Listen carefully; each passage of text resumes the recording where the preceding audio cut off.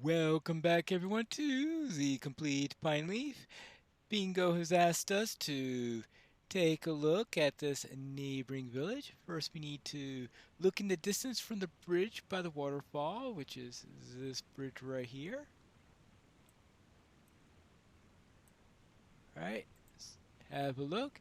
The view is breathtaking, but the bridge feels shaky and unstable.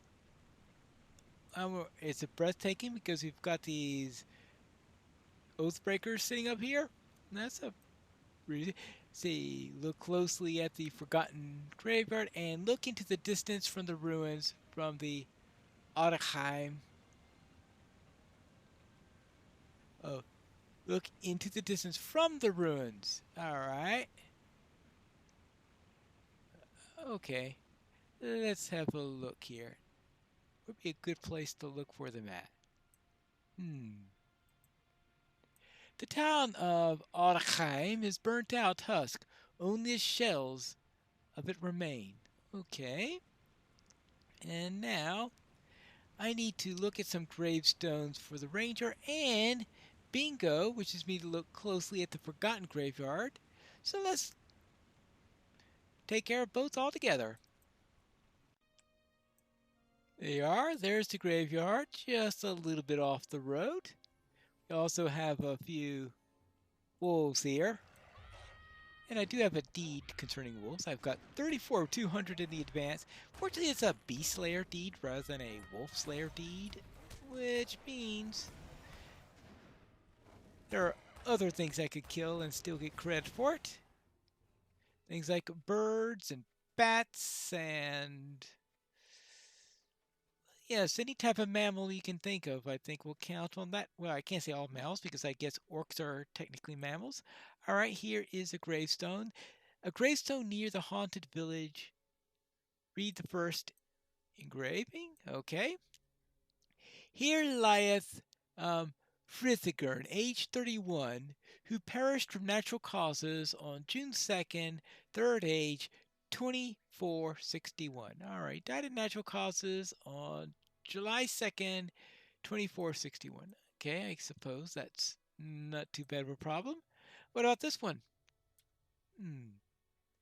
Here lieth Hachuf, age 19, who perished from illness on June 30th, third age 2491. All right, that's 3 days earlier. Well, if he died of illness, maybe the natural causes was also from another illness and they decided not to say the specifics of it. All right, let's see about this one. Here lieth Beramud, age 41, who took his own life on July 4th, third age 2461. What did he do? Take his own life because of the other two died or something? I don't know, but all right. Here's a small one. Here lieth Vadigas, age 27. He's pretty small for, was he a hobbit or something? Who fell unto his death on July 1st, third age 2461. All right. Boy, a lot of accidents in that place. Of course, maybe he was ill and that caused him to fall off a ladder or something. So near this gravestone, you see that it is completely blank. Oh, well, so much for that. Well, let's see. Anything else I notice around here? The graveyard is ancient, and most of the stones are faded and unreadable. Okay. Well, maybe most of them, but actually, maybe that's it. Maybe this is all faded and unreadable, and that I read already the only four that are readable. Yeah, that makes sense. All nice and logical. Well, it looks like all the gravestones that I could read, everyone died around the same week. It's quite a busy week there. Greetings. Peculiar. It sounds as though all of those who buried around the same time died of different causes. Why would this place be haunted by oathbreakers if the deaths were things of sickness and natural causes? And the blank gravestone does not make things all seem well. The ages, too, give me doubt. There were young folk. The deaths were so close to one another. Something seems amiss. I wonder if there are more clues about the town. You mean go and investigate, I guess. Stay a moment. That's right, for this is a riddle, and my curiosity is far from satisfied. While many of the shades seem hostile, surely some will not be so, if you approach them in peace. What I am proposing, Pineleaf, is that I hope you will make another try at uncovering the full tale behind the town. Cross the bridge to Arnheim and learn if there are any spirits will have words with you. I'm sure there is a story here to be unearthed. I'm most interested in the Blink gravestone, but I would not be surprised if all were tied together in some strange event. With Dol Guldur so near, this town cannot have met a happy end. Oh yeah, well, there is that whole thing about Dol Guldur. A little detail there. And what about you? Might I take a moment of your time? I too am interested in what you have to tell of the graveyard. I find I am ill at ease at this place, and my curiosity has been raised by your tale of stones and the plot below. The elves care not for the troubles of men long departed from the world, but they hold a great interest for me. East of here, across the bridge, you'll find a town that fell long ago. I believe it was called Arnheim, and there are many shades there. Fell spirits of the enemy, do not trouble me. But I believe there's something more to this place, and I wish to know what it is. Will you confront these shades? I do not think they are wholly evil. Perhaps they bear some knowledge and will reveal what befell this place. Well, I'll see about that. And what about you, Bingo? I spoke with one of the rangers, and she gave me a lovely book of recipes. She did. Yes. Your description of the areas nearby make them sound much as I expected, Pineleaf. Tumbled down and in despair. Folk have not lived in this town for a very long time, and it feels to me that unhappiness lies upon it like a shroud. While you were gone, I spoke with one of the rangers, Adwillian, and she gave me a lovely book of recipes. Perhaps I'll work to bring some measure of cheer and comfort in this tavern by preparing one of the recipes in this book. Yes, that will be just the thing, but I will need to choose one to make, and that will not be an easy task. All right. A tasty breakfast would be just the thing. Yes, just tasted just the thing. Given to, I have been leafing through this recipe book that was given to me by Adelinian, trying to decide upon which meal to prepare, and I think I finally settled upon one. A tasty breakfast would be just the thing. I have been quite hungry ever since we came into this wood. Now, this recipe does seem to be rather exotic, but I think that would be just perfect for our stay within Mirkwood. It calls for marshy taters, all right, a little sage, some mint for seasoning, the meat of several crows, and choice cuts of spider? Oh my! I do not know about that, Pineleaf. Perhaps if the meat is prepared just right, it will not be unsuitable. But they are pretty big spiders, after all. Well, I am dubious, but let us see how it goes. I will try to keep an open mind, after all. If I did not wish to have new experiences, I could have stayed back in the Shire. The author of this book must have liked the name Mirkwood, not liked the name Mirkwood, for the description always refers to Greenwood the Great. That's very quaint. It seems as if some ingredients can be found in the southern swamps, throughout the Scuttledales, and by the town south of Oscaloth, and the tower to the east of it, and it's difficult to tell because the author refers to these places with different names than those that we now use. Hmm, must be an old book. Yeah, an old book. Well then, but before worrying about the local town and the ghosts, how why don't we go to the marsh and get those taters, because we also have some gray hammers to find. Ah, the Drownholt. I really was hoping I wouldn't have to come here so quickly. Ah. I guess I have to find a way to get down here. Now the question is where I can find these dwarves, especially considering that we've got all this tall grass all over the place. That'll make looking quite difficult. And it looks like we also have some cats that are going to insist on giving me a hard time. Well, at least they count as beasts, right? I assume they count as beasts. Yeah. Good. At least that's some consolation there. Now, I thought I saw a dwarf up here. Hello there. Hello there. Whoa, whoa. I don't know what happened, friend. I'll return to camp at once. Okay. Strange. Now, where's the other one? Ah, there's the other dwarf just up ahead. That's good. Now, that means with that, we can get back to camp, right? Hello! I remember little. How did I get here? I returned to camp at once. Ah, people really act strangely here, that's for sure. First rat deer, now those dwarves. And now I gotta get taters from here. Ugh. Well, let's see about that. Alright. First of all, we see about these cats, and now see if I can find any taters. And I hope they're good and that they're worth the trouble and not having just to get ordinary. No, they gotta be special swamp taters. Ah, what a recipe.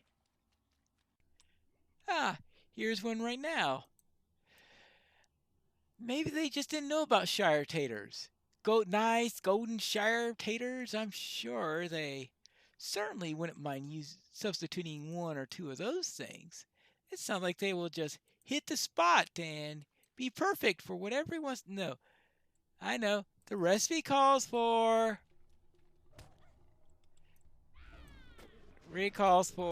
yes, marshy taters, and I wonder if there's a place in there for swamp cat meat and whether or not that'll work any.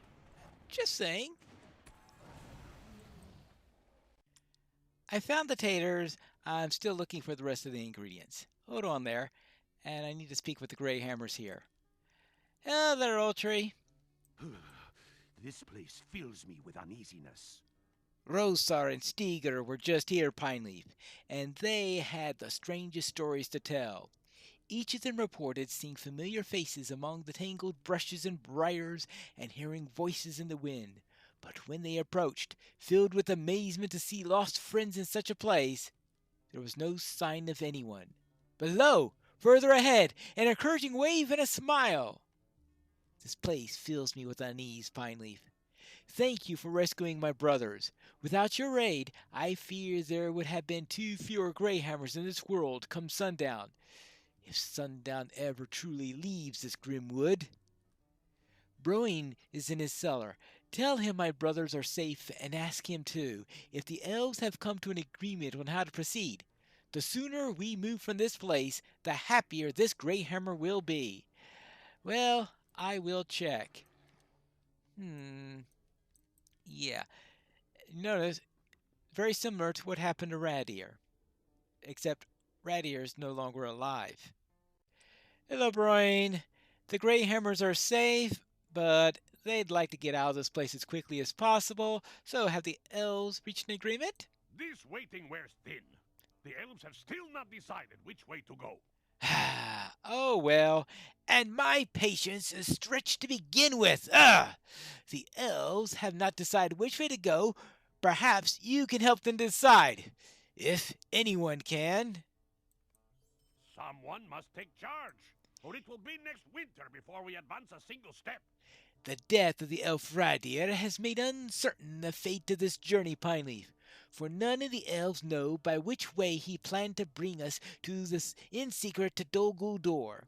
Speak with the elves here in the cellar and try to decide on the proper course.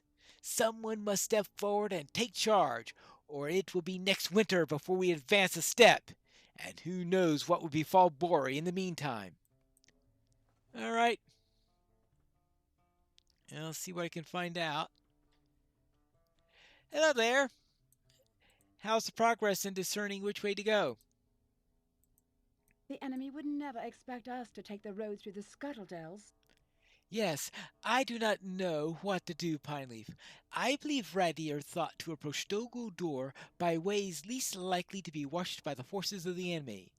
But our excursion into the Drownholt, I have to believe that Radier knew what he was doing, and that he knew the risks. But still he took us into the Drownholt, but must have had a good reason. The enemy would never expect us to take the road through the Scuttledells, for that place is a dangerous reputation. That is the path of greatest secrecy, and only through the Scuttledells will we come to Dol Guldur with our prisoner and our presence unannounced. All right, through the Scuttledells. Yeah.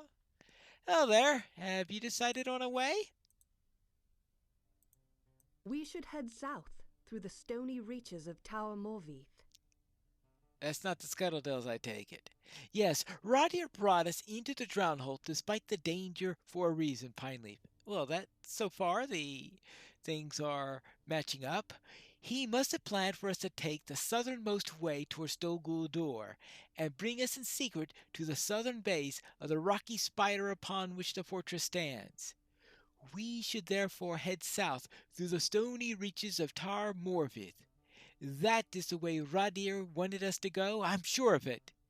The other members of the company may disagree, but we must at least set out, or his death will have been for naught. All right, so we have gone to the Scuttledells, which I think I heard is to the north, and one says we should go to the south. Hello there, Hardor. We have a tie vote right now. What's your vote for which way to go? Let us move directly eastward to Dol Guldur by the straightest way. Right. One south, one north, one east.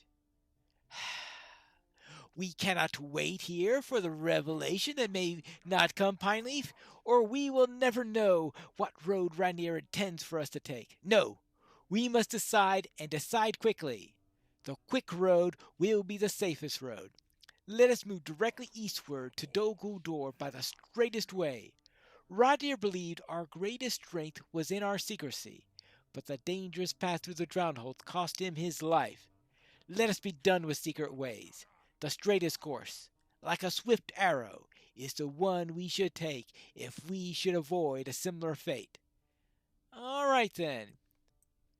North, south, and east. Whee! I guess we should talk to Kucharon and see what his opinion is. Surely he can't have a fourth. Hello there, Kucharon. Right now we're trying to decide which way to go. We've got a proposal to go north, one to go south, and one to go east. What's your opinion? Ask 3 elves which way is best to take, and you will receive 3 answers, each different. Yes, that is exactly what I expected, Pineleaf. We have little time left to waste. I want you to scout these proposed roads, my accommodating warden, and assess the dangers along each. Perhaps that will aid our decision. Seek the scouts we sent to the Scuttledells, Emmenloom, and Tar Morvith, and question them about the dangers that they have encountered. And this will choose our path. Wonderful. Simply, simply wonderful. And which path will we take? I suppose we're going to find that out in the next episode of The Complete Pineleaf.